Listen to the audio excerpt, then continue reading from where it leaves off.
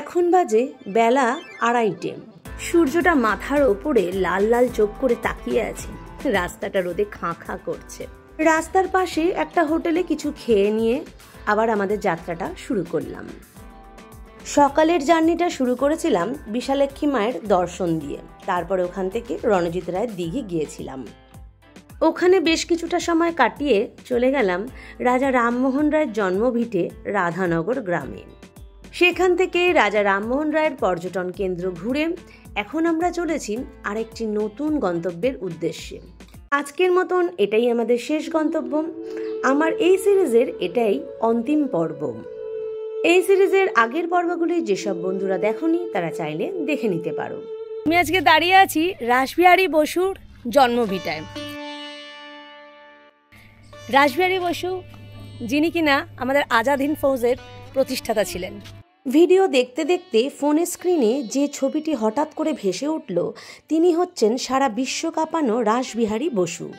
এই মুহূর্তে আপনি যে ভিডিওটিতে চোখ রেখেছেন সেটি তার জন্মভিটে সুবলদহ গ্রাম।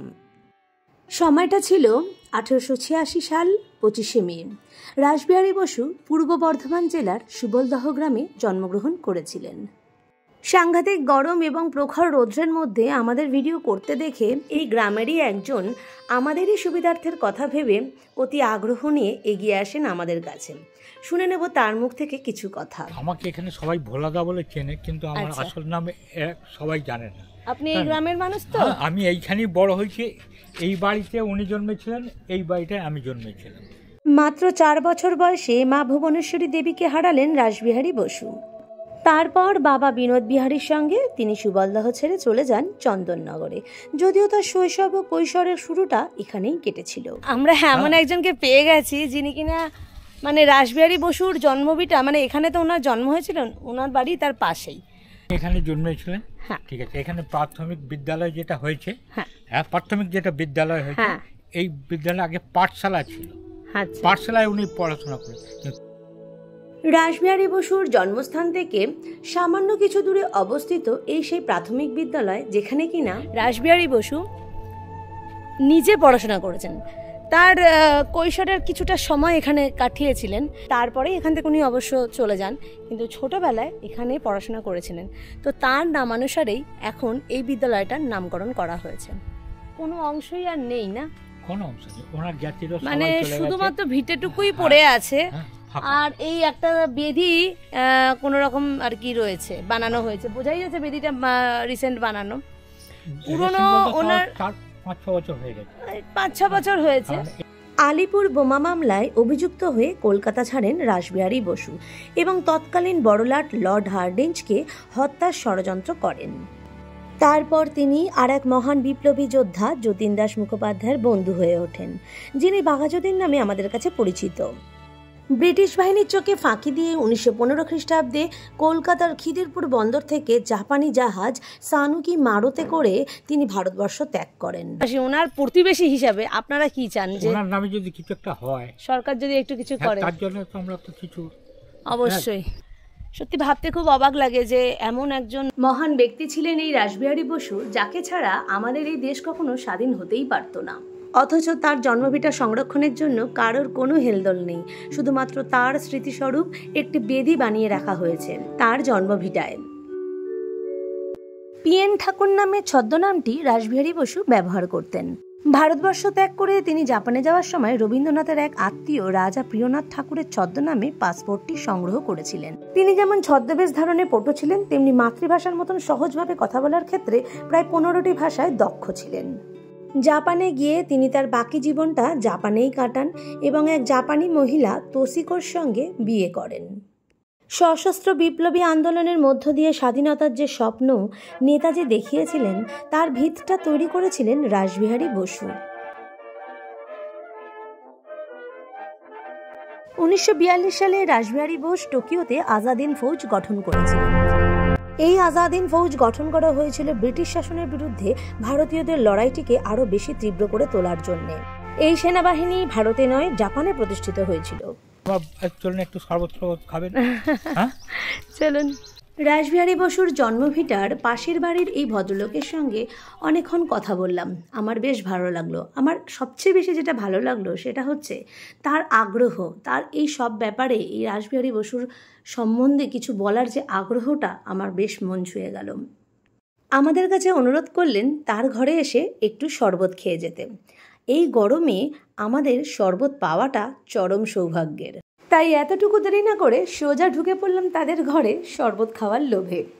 আমার বাড়ি হচ্ছে কলকাতায় থাকি আমি। প্রচণ্ড রৌদ্রে ঘুরতে ঘুরতে যথেষ্ট ক্লান্ত এবং তৃষ্ণার্ত ছিলাম। যদিও আমাদের কাছে জল ছিল, তবে সেই জলটার মুখে দেওয়ার যোগ্য ছিল না। আপনাকে অনেক ধন্যবাদ, আমাদের শরবত খাওয়ালেন। চেনা নেই জানা নেই, বাড়িতে ডেকে এনে শরবত করে খাওয়ানো আজকাল কয়জনই বা করে এরকম। কখনো কখনো না, অনেক পর কেউ বেশ আপন লাগে। ওনার ঘরে বসে জিরোতে জিরোতে বেশ কিছুক্ষণ ধরে গল্প করলাম। আর আমরা শহরে থাকি তো গ্রাম্য পরিবেশটা পেলে না খুব ভালো লাগে। হ্যাঁ, মানে আমার দুই ছেলেও আছে, গ্রাম দেখতে খুব ভালোবাসে। কলকাতার ট্রেন ধরে বেরোবো। আজাদ হিন্দ ফৌজের প্রতিষ্ঠাতা রাসবিহারী বসু তার এই সেনাবাহিনীর ভার পরবর্তীকালে সুভাষচন্দ্র বোসের হাতে তুলে দিয়েছিলেন। ছদ্মবেশ ধারণের ক্ষমতায় তিনি ছিলেন পটু। শোনা যায় বড়লাট লর্ড হার্ডিঞ্জকে যখন তিনি বোমা মেরেছিলেন সেই সময় ব্রিটিশ পুলিশ তাকে হন্যে হয়ে খুঁজে বেড়াচ্ছিলেন, আর ঠিক সেই আমলে তার মাথার দাম ছিল 1 লাখ টাকা। আর তিনি তখন দেরাদুনে এক সাধারণ শিক্ষকের ছদ্মবেশ ধরে বড়লাটের ওপর যে বোমা হামলা হয়েছিল তার নিন্দা প্রকাশ করে একের পর এক সভা করে চলেছিলেন। ভাবা যায় কি অসাধারণ প্রতিভার অধিকারী ছিলেন তিনি। একদম লাগোয়া বাড়ি হলে যেটা হয়, উনি এমনই প্রতিবেশী যে ওনার বাড়ি আপনারা তো দেখলেনই। আমরা একটি ডাকেই একজন একজনের বাড়ি ছুটে চলে যেতে পারত। পাশাপাশি লাগোয়া বাড়ি হলে যা হয় আর কি। তার মুখে অনেক রকম অভিযোগ শুনলাম, সমাজ কল্যাণকারীদের বিরুদ্ধে, এমনকি সরকারের বিরুদ্ধেও। এই মহান বিপ্লবীর জন্মস্থান একেবারেই উপেক্ষিত। তিনি বললেন যে অনেকেই অনেকবার এসেছে, এই প্রতিশ্রুতি দিয়ে গিয়েছেন যে কিছু না কিছু করবেন, কিন্তু তাদের দাবি কখনোই মানা হয়নি। তাদের এটাই দাবি ছিল যে এই মহান বিপ্লবীর জন্য কিছু করুক সরকার। রাসবিহারী বসু নামে যে একটা ঝড় উঠেছিল পৃথিবীর বুকে, সেই ঝড়ের একটা ছোট্ট দমকা হাওয়াই যথেষ্ট ছিল ভারত থেকে ব্রিটিশ শাসন দূর করতে। তিনি পুরোপুরি তার নিজের জীবনটি দেশের জন্য উৎসর্গ করে দিয়েছিলেন।